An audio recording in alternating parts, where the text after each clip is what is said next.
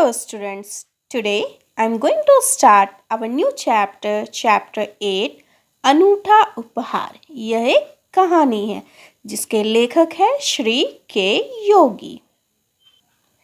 इस कहानी के माध्यम से लेखक हमें यह बताना चाहते हैं कि पेड़ पौधे तथा उन पर पलने वाले पशु पक्षी हमारे प्राकृतिक पर्यावरण का अभिन्न अंग है तथा प्रकृति में संतुलन बनाए रखने में विशेष भूमिका निभाते हैं। हमें प्रकृति के प्रति विशेष प्रेम जताना चाहिए तथा उसके संरक्षण का संकल्प लेना चाहिए। आइए अब पाठ शुरू करते हैं। अनूठा उपहार। धनी राम सेठ अपने नगर में गिने चुने साहूकारों में से एक थे। शहर में उनका अच्छा खासा व्यापार चल रहा था। किसी चीज की कमी नहीं थी, फिर भी रुपए पैसे का लालच हद से ज्यादा रहता था। उनका बस चलता तो वे सारे देश का रुपया बोरियों में बंद करके रख लेते और किसी को पता भी नहीं लगने देते। उनके इस स्वभाव का फायदा उनके मुंशी हीरालाल ने उठाया, जो उनके यहाँ लेन देन का हिसाब रखते थे। एक दिन उन्होंने मौका देखकर सेठ जी से बोला, सेठ जी, सुना है गांव में आपका एक लंबा चौड़ा बाग है।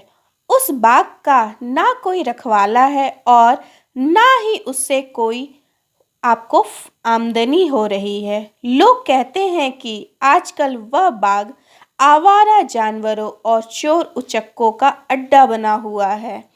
क्यों ना आप उसे बेच दे और अच्छे पैसे कमाए। हाँ, अवश्य बेच दूंगा, पर अच्छे दाम मिले तो, धनी राम ने कहा। सेठ जी गांव का लकड़हारा बाग के पेड़ों को यानी बाग के जितने भी पेड़ है उसको खरीदना चाहता है तथा एक धनी किसान उस जमीन को खरीदने के लिए तैयार है, जो कि दोनों के अच्छे दाम मिल जाएंगे। तभी सेठ जी कहते हैं, अगर अच्छे दाम मिलते हैं तो तुरंत बेच दो। मुंशी उनकी स्वीकृति पाकर बड़ा खुश हुआ। मुंशी तुरंत गांव जाकर पेड़ों तथा जमीन का सौदा कर लिया। इस सौदे से खुद तो कमाया ही, साथ ही सेठ जी की जेबें भी नोटों से भर दी। लेन देन का काम पूरा होने के बाद लकड़हारा अपने दल के साथ पेड़ों की कटाई करने के लिए बाग पहुंचा, किंतु वहां पहुंचकर उसे निराशा हाथ लगी। पेड़ काटना तो दूर, वह किसी टहनी को छू भी नहीं पाए और छूने का साहस भी ना कर पाए, क्योंकि उस पूरे बाग में बंदर, तरह तरह के पक्षी और मधुमक्खियों ने अपना घर बनाया हुआ था, जैसे कि इस चित्र में हम देख सकते हैं। जैसे ही लकड़हारे के आदमी पेड़ काटने के लिए बाग में पहुंचे, उनके कंधों पर कुल्हाड़ियां देखकर बंदर, मधुमक्खियां तथा पक्षी सभी ने अपना घर बचाने के लिए एकजुट होकर उनके पीछे पड़ गए। बेचारों को अपनी कुल्हाड़ियां वहीं फेंककर भागना पड़ा। इस घटना से लकड़हारे को बाग में रहने वाले जीव जंतुओं पर बहुत गुस्सा आया और उसने मन ही मन उन्हें बाग से बाहर मार भगाने का संकल्प लिया। यानी उन्होंने यह प्रण किया कि उस बाग से सभी को भगा देंगे। लकड़हारे ने तुरंत शिकारी से बात की, फिर शिकारी भी लकड़हारे की सहायता के लिए तैयार हो गया। अगले दिन सुबह सुबह बंदरों को पकड़ पकड़ कर पिंजरों में बंद करने लगे तो बंदर एक पेड़ से दूसरे पेड़ पर उछलने कूदने लगे। बंदरों का शोर सुनकर मधुमक्खियां और पक्षी भी अपने अपने घरों के बाहर निकल आए। सभी एक दूसरे को बचाने की कोशिश कर रहे थे, परंतु कोई भी कुछ नहीं कर पा रहा था और सभी अपने प्राण बचाने के लिए इधर उधर भाग रहे थे। जानवरों पर अत्याचार की हदें हो गई थी। आदमी अपने स्वार्थ के लिए इस हद तक नीचे गिर जाएंगे कोई सोचा भी नहीं था। उन्हें ऐसा लग रहा था जैसे यह सारी धरती उन्हीं की है। बाग में पशु पक्षियों और शिकारियों के बीच युद्ध चल ही रहा था कि उसी समय गांव की वृद्धा धन्नोताई उधर आ गई। जैसे कि इस चित्र में हम देख सकते हैं, ये एक वृद्धा है यानी बूढ़ी है और यह उधर से गुजर रही थी, तभी वह सामने आ जाती है। उससे बंदरों पर हो रहा अत्याचार सहन ना हुआ और वह लाठी उठाकर शिकारियों को मारने के लिए दौड़ी।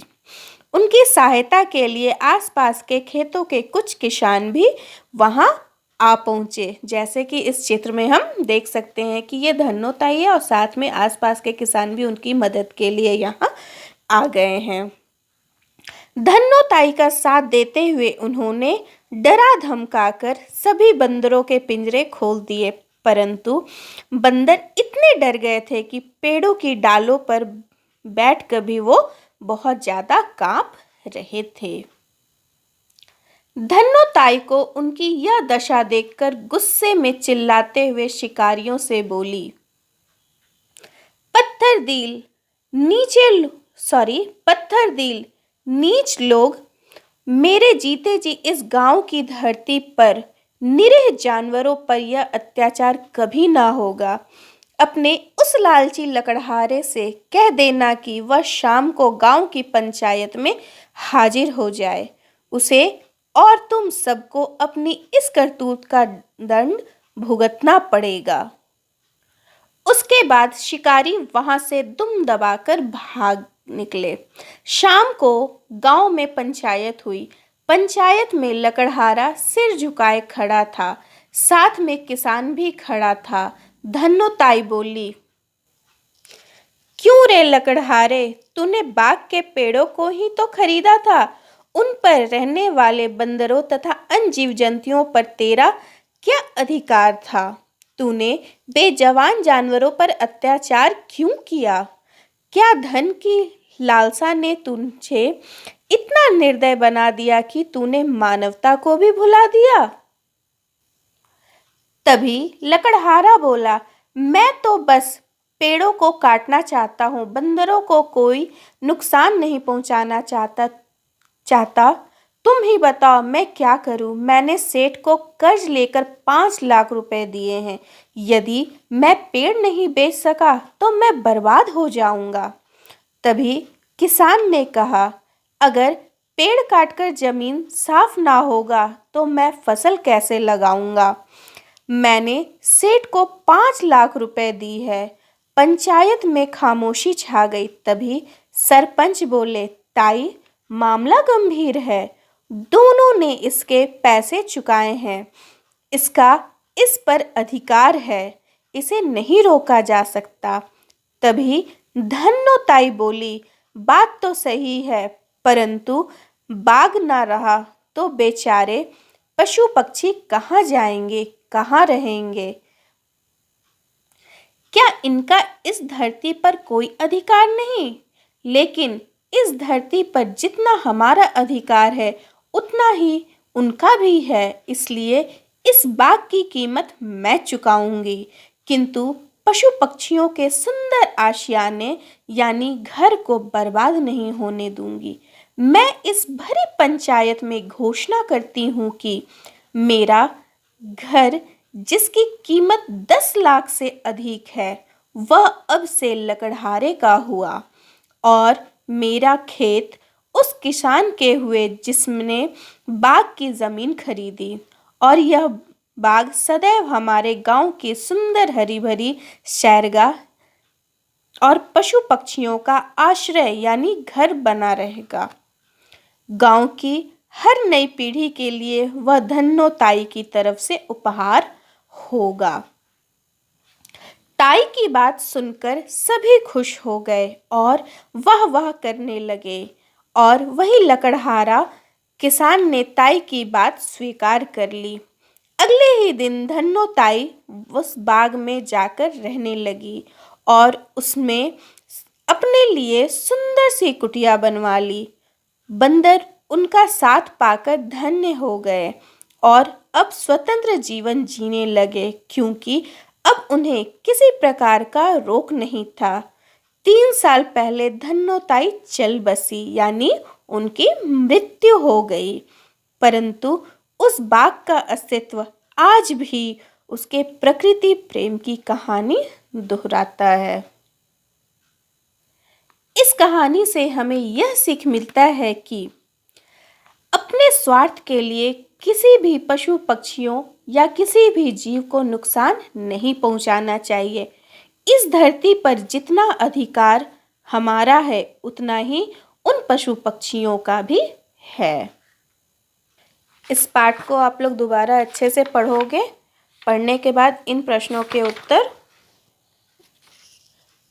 के उत्तर भी आप लोगों को करनी है।